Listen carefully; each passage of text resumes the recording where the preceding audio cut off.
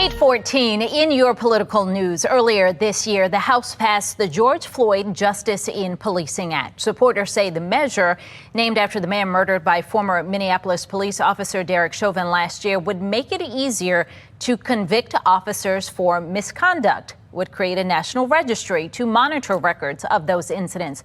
Joining us live to discuss his opposition to the bill is law enforcement expert and former police chief of Martinsburg, West Virginia, Maury Richards. Good morning. Good morning, Patrice. Thank you for having me. You recently wrote an article stating that this bill would end policing as we know it. Why do you believe that? Well, Patrice, we all want policing to get better, more professional, accountable, transparent. But that is not what this bill is about. This bill was written by people who believe in, the most radical ideologies that, police are systemically racist. And if this bill's passed, it's not only going to destroy policing, but it will have devastating impacts, particularly on our Black communities, resulting in more crime and death. According to an ABC analysis, Black people were arrested at a rate 5 times higher than their white counterparts, and that happened from 2015 to 2018 in 800 different jurisdictions across the United States. Would that point to the need for some type of reform as it relates to these communities? No, I think, when you look at arrest rates or any other kind of police activity, it's based on crime. It's based on criminal activity. So if people are being arrested in proportion with the amount of crimes that are being committed, well, that's what you want police to do. And what the facts really show is that that's the case.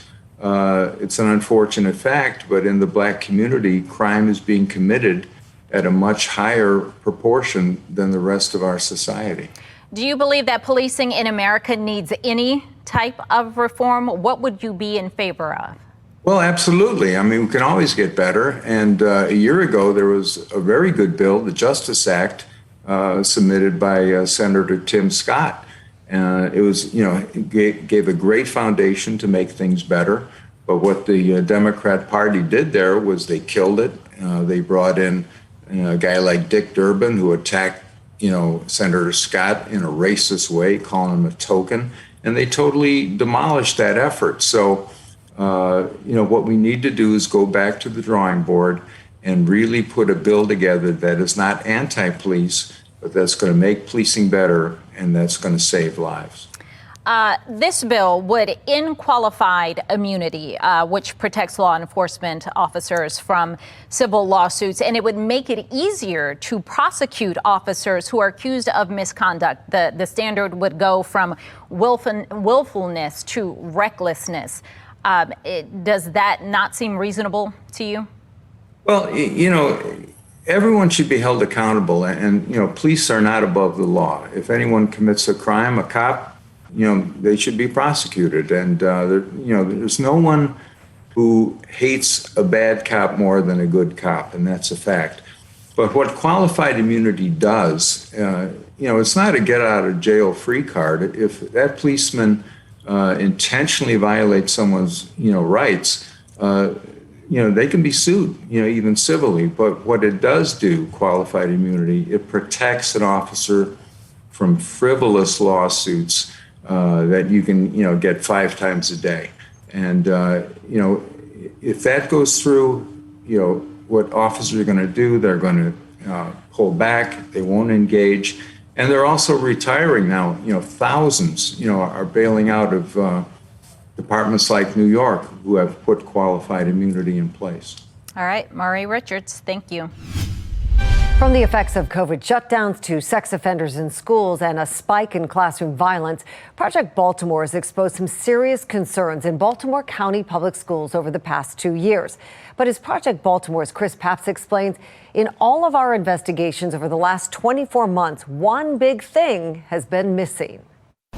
2 years ago this week, Project Baltimore sat down with Baltimore County Public Schools' then new superintendent, Dr. Darrell Williams. During the interview, he promised us his administration would be transparent. 2 years later, he has yet to grant us a second interview. July 1st. 2019. Dr. Darrell Williams became Baltimore County Public Schools' new superintendent. He inherited America's 24th largest school system in the wake of a major scandal. The previous superintendent, Dallas Dance, was sentenced to jail time for lying on his financial disclosure forms. His replacement was found to have violated ethics rules. The public trust was shaken. Let's put this right here. On his first day, Dr. Williams agreed to speak with Project Baltimore. We asked him if his administration would be transparent. And as far as the media is concerned, you will make yourself available.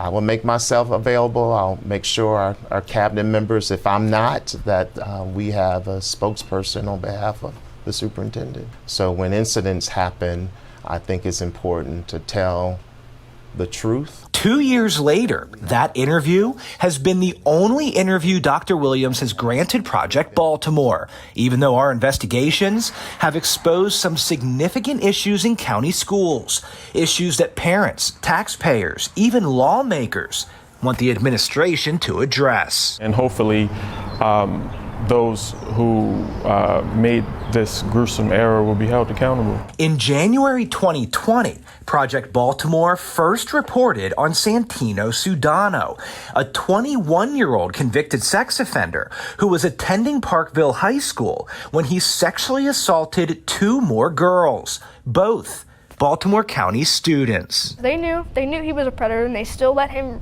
come around the school and be around underage kids. Like, what did they think was going to happen? Registered sex offenders enter into school property. As a result of our reporting, state lawmakers have passed a new law banning sex offenders from attending class inside public schools. Sudano will be sentenced later this month after pleading guilty to charges in both sex assault cases.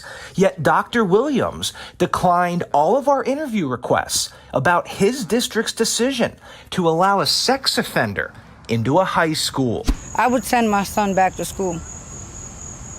I think him getting the learning that he needs outweighs the risk. Over the past year, Project Baltimore has heard from many parents who expressed concerns about how Baltimore County Schools handled virtual learning during COVID.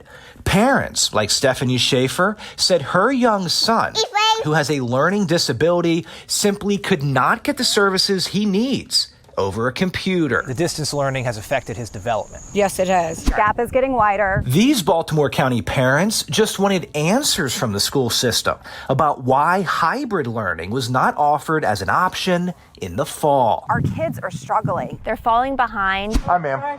I'm Officer Thomas. One mother told us about the privacy concerns online learning created for her family.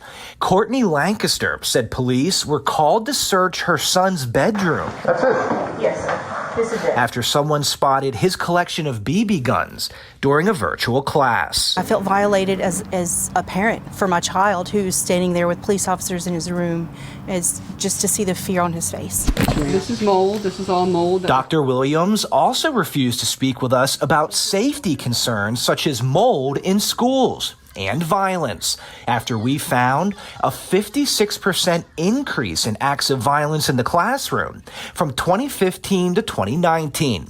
He refused to speak with us when we teamed up with the Gunpowder Gazette to expose how Baltimore County Schools shredded thousands of pounds of material, including financial documents, in direct violation of a school board directive to preserve all documents during an audit. If I don't live here, then where do I live?